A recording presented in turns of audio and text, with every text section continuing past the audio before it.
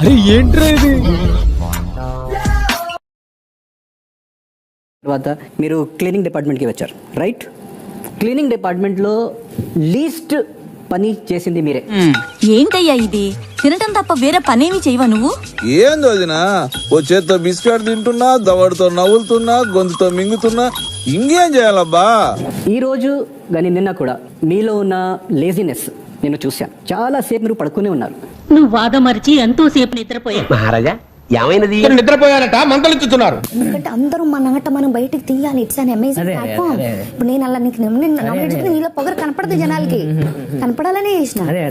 అరే ఇది చెప్పడానికా నువ్వు ఇంతకాలం తహతహలాడావు?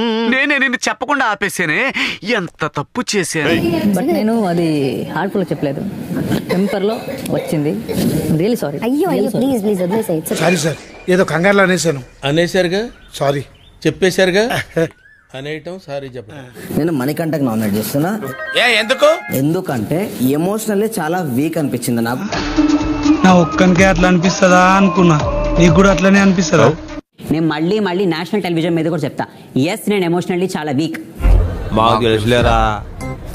అది ఎవడు ఫేక్ తుండో, ఎవడు మంచిగా ఉంటుండో, ఎవడు ప్రొజెక్ట్ చేస్తున్నాడో, ఎవడు ఒరిజినల్ అనేది ఆడియన్స్ ఇస్తుంది. అది చూస్తున్నా, అన్ని అబ్జర్వ్ చేస్తున్నా. మాట్లాడుకున్నా. నేను అన్ఫిట్ అయితే ఈ వీకే వెళ్ళిపోతాను, సింపుల్. వెరీ ఫస్ట్ డే కూడా మీరు ఒకరికి చెప్పారు, మీ మైండ్ లో ఏం జరుగుతుందో నాకు తెలుసు. మళ్ళీ అదే చెప్తున్నారు. మీకు తెలియదండి. మీకు తెలియదు ఏం చేశారు? నన్ను ఎవరు మాట్లాడించకండి. మాట్లాడాలి. నాకంత జ్ఞాపక శక్తి లేదండి, నేను అదే చెప్తున్నా. మీరు నాది అయిపోయింది పారామీటర్. 7th క్లాస్ నుంచి నాన్న కష్టాలు పడ్డా. తట్టుకోలేరురా, నిజమేంటో తెలిస్తే తట్టుకోలేరు. ఇన్నాళ్ళు నా గుండెల్లో దాచుకున్న బాధ తెలిస్తే తట్టుకోలేరు. నాన్నని పోగొట్టుకున్నా, కన్న తండ్రిని పోగొట్టుకున్నా, స్టెప్ ఫాదర్ చేత ఇన్సల్ట్ తీసుకున్నా. మదర్ చచ్చిపోయింది, కట్ట పేర్చడానికి డబ్బులు అడుక్కొని వచ్చి మా అమ్మ వాడిని పేర్చుకోవాల్సి వచ్చింది. ఇంకా ఈ గౌరవాన్ని నేను చూడలేదురా. నా కూతురు నా నుంచి దూరం అవుతున్న టైంలో చచ్చిపోదామని చెప్పి మీదకి ఎక్కిన క్యాండిడేట్ ని నాకు బిగ్ బాస్ ఆఫర్ వచ్చింది. లేవండి ప్రసాద్ గారు, అయిపోయింది. ఇదండి జరిగింది. సమయాభావం వల్ల కొంచెం ఫాస్ట్ గా చెప్పేశాను. ఫాస్ట్ గా చెప్పేసావా?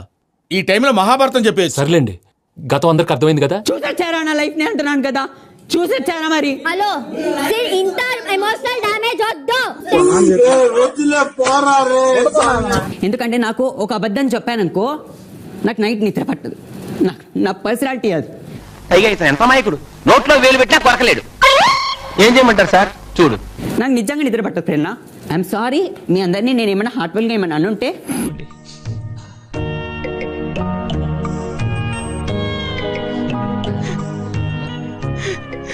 ఏదో రోజు మీరు కలెక్టర్ అవుతారు బాబు, కలెక్టర్ అవుతారు.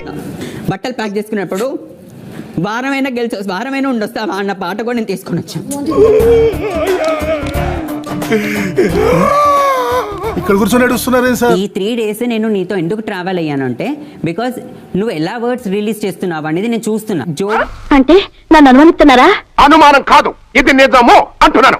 ఓ గాడ్, నువ్వు అందుకు నాతో ఈ 3 days తిరిగావా? Exactly. ఓ గాడ్, నువ్వు హార్ట్ తో ఆడట్లేదు. బికాస్ నో అందరితో పెద్ద గొప్పగా చెప్పాను మా వెంకీ అలాంటోడు కాదని. నేను అలాంటి వాడినే పిక్కి, అలాంటి వాడినే. నీ ఆ నోటి దూలనే జనాలు చూసి నేర్చుకుంటారు.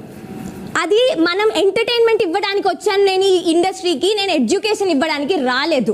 హెడ్స్ ఆఫ్, చాలా గొప్పగా చెప్పారు. I really thought with so much of emotions you came. నువ్వు ఇంత మంచోడివి, నాతో ఇంత షేర్ చేసుకుంటున్నావు. But I didn't think you came to check me.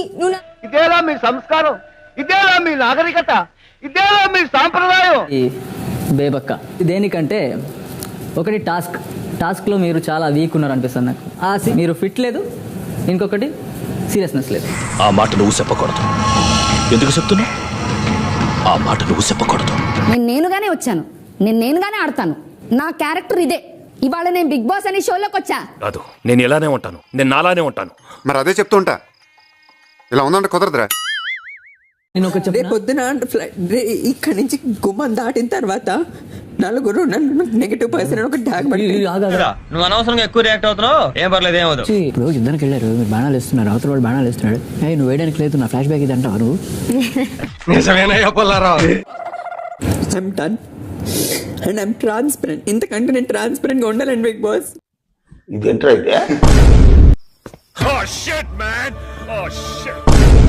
నా జీవితం అయిపోయింది. నా బాధ ఎవరితో చెప్పుకోనమ్మా. మార్చుకోవాలని వచ్చాను కానీ గేమ్ ఎట్లా ఆడాలో అర్థం కావట్లేదు. నాకు ఏం చేయాలో తెలియట్లేదు. మణికంఠ ఎలా ఉన్నారు? సగం జీవితం సంకనాగిపోయి బస్ మీరు ఎక్కడున్నారో నేను ఎక్కడ చూసి మాట్లాడాలో నాకు తెలియట్లే. మీ ప్రాబ్లం ఏంటో చెప్పండి. నా అత్త మామల దగ్గర నుంచి నాకు రెస్పెక్ట్ కావాలి. అది నాకెందుకు చెప్తున్నారు? నా భార్య నాకు కావాలి. కొన్నిసార్లు మన బలాన్ని మనమే గ్రహించలేకపోతుంటాం. బాధలు అందరికీ ఉంటాయిరా, నీకొక్కడికే కాదు. నీ బలాన్ని నువ్వే తెలుసుకోలేకపోతున్నావు. నాదెలా బిగ్ బాస్ ఎలా తెలుస్తుంది నాకు? That's not my job. నీలో ఉన్న బలం నీకు తెలియాలంటే ముందుగా నిన్ను నువ్వు నమ్మాలి. మీరికి వెళ్ళొచ్చు. నా నవ్వు నా ముఖం మీద ఉండనిస్తా, నా ఆట నేను ఆడతా. తీస్తా, నాలో ఉన్న క్రియేటివిటీ మొత్తం బయటికి తీస్తా, నా తడాకా చూపిస్తా. నా నా నా నా నా నా నా నా